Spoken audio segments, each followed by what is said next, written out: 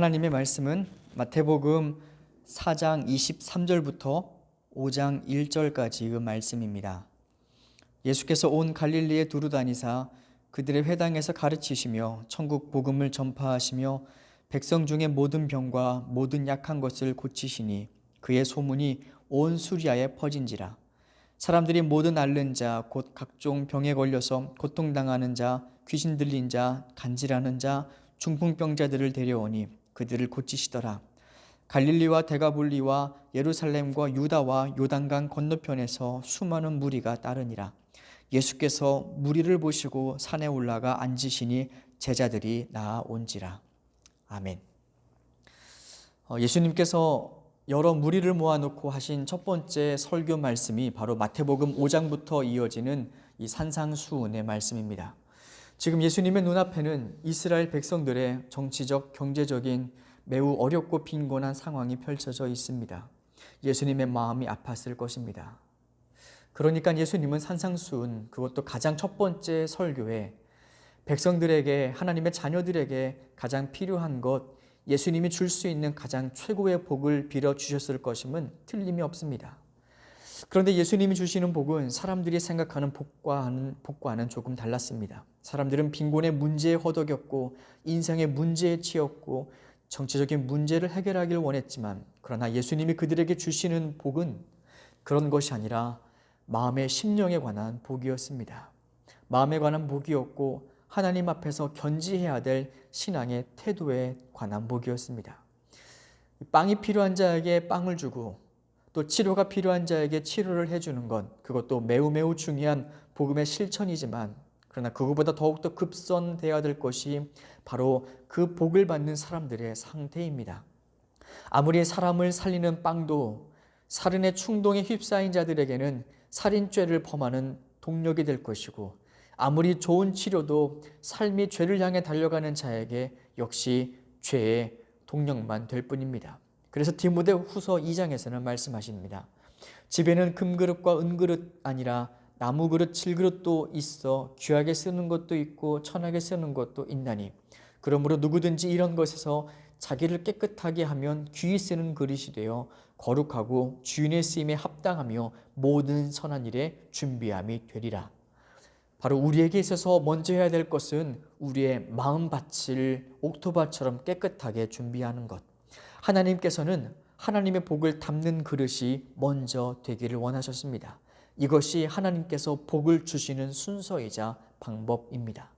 지금도 이 하나님께서 복을 주시는 방법은 변함이 없습니다. 사람은 떡으로 사는 존재가 아니라 하나님의 말씀이 먼저 들어가야 살 수 있는 존재, 그 마음의 밭을 먼저 준비하는 것, 그것이 하나님께서 원하시는 순서입니다. 만약에 하나님께서 우리에게 주시는 이 귀한 팔복, 이 팔복이 우리의 마음 가운데 성에 차지 않고 여전히 눈에 보이는 것만 복으로 여기는 사람들이 있다면, 이게 무슨 복인가? 마음이 가난한 게 무슨 복이고 마음이 청결한 게 무슨 복인가 하여서 하나님께서 주시는 이 팔복의 말씀이 귀에 들리지 않는다면, 우리가 이 팔복의 말씀을 시작하기 전에 먼저 생각해야 될 것이 있습니다. 예수님께서 팔복을 말씀하시기 전에 각 장의 흐름과 의미를 한번 살펴봐야 됩니다. 예수님이 태어나신 후 3장에서는 예수님이 세례를 받으심으로 예수님이 누구이신가 하는 정체성을 분명하게 확인하십니다. 예수님이 누구십니까? 하나님이 말씀해 주십니다. 이는 내 사랑하는 아들이요 내 기뻐하는 자라. 그러면 예수님만 하나님의 아들입니까? 아닙니다. 세례받음으로써 예수와 하나가 되고 우리가 바로 하나님의 자녀입니다. 그 다음 4장에서 예수님은 정체성을 확인하신 후에 바로 마귀에게 시험을 받으러 가십니다. 성경을 잘 보면 그런데 예수님께서 마귀에게 끌려가신 것이 아니라 성령에 이끌려 가셨다라고 기록됩니다. 즉 예수님 스스로가 마귀의 시험을 받으러 가신 것입니다. 하나님의 자녀됨을 고백하는 자가 첫 번째 할 일은 인생 가운데 끊임없이 찾아오는 이 마귀의 시험에 대한 분명한 해답을 가지고 살아가는 것, 그것이 우리가 해야 될 첫 번째 문제였기에 예수님은 마귀에게 시험을 받으러 가십니다. 인생에 그에 대한 분명한 답이 있어야 된다는 것입니다. 그 시험의 내용은 이렇습니다. 첫 번째, 돌로 떡을 만들라. 이것은 삶의 우선순위에 대한 시험입니다. 육신의 굶주림보다 말씀에 대한 굶주림을 먼저 채워야 한다는 삶의 우선순위를 말해줍니다. 두 번째, 성전 높은 곳에서 뛰어내리라. 이 시험은 자신의 영광을 위해 사는 것이 아니라 하나님의 영광을 먼저 생각하고 선택하라. 세 번째, 마귀에게 절하라. 이 시험은 성공을 위해서라면 수단과 방법을 가리지 말라는 유혹이었습니다. 그것은 마귀에게 절하는 것입니다. 성공하기 위해서 수단과 방법을 가리지 않는 것, 그 마귀에게 절하는 것이 인생의 목적이 아니라, 인생의 성공이 목적이 아니라 하나님의 하나님의 길로 나아가는 것, 하나님을 경배하는 삶을 사는 것, 그것이 세 번째 시험의 의미입니다. 그 다음 4장 다음에 위치한 5장이 바로 팔복의 말씀으로 이어집니다. 즉, 내 정체성이 누구인지 확인하고 삶에 끊임없는 이 사탄의 시험을 넘어선 자들, 그 사람들에게 비로소 찾아오는 복이 팔복의 복입니다.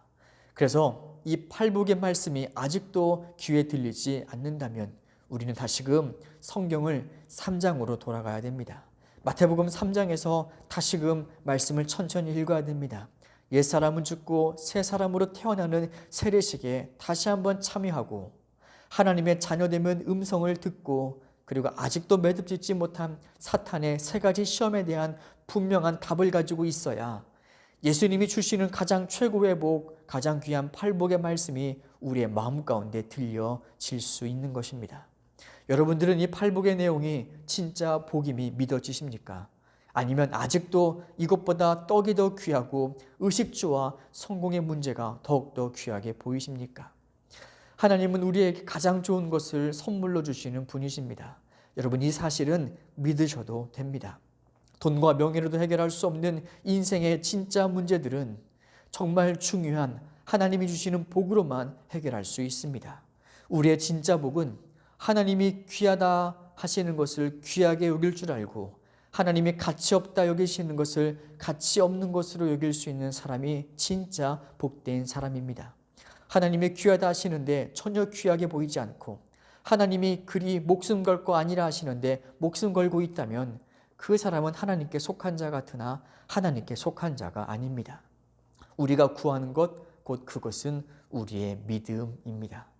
앞으로 이 팔복의 말씀을 통하여 우리의 믿음을 한번 확인해 보는 시간 되었으면 좋겠습니다. 그래서 하나님과 닮은 시선, 하나님이 귀하게 주시는 그 선물을 우리도 귀하게 여길 수 있는 우리 모두가 되었으면 좋겠습니다. 함께 기도하겠습니다. 하나님, 이제 팔복의 말씀을 듣고자 합니다. 그런데 여전히 우리 마음 가운데는 심령 가난한 것보다, 애통하는 것보다 돈이 좋고 성공이 좋고 떡이 좋습니다. 다시금 우리가 돌아가서 예수님과 합하여 세례를 받고 옛사람은 죽고 새사람 되게 하시고 그 정체성을 가지고 마귀가 주는 세 가지 시험에 대한 분명한 마침표를 찍고 다시금 돌아와서 하나님이 주시는 이 참된 복을 온전히 받아 누리는 우리 모두가 되게 하여 주옵소서. 예수님의 이름으로 기도드립니다. 아멘.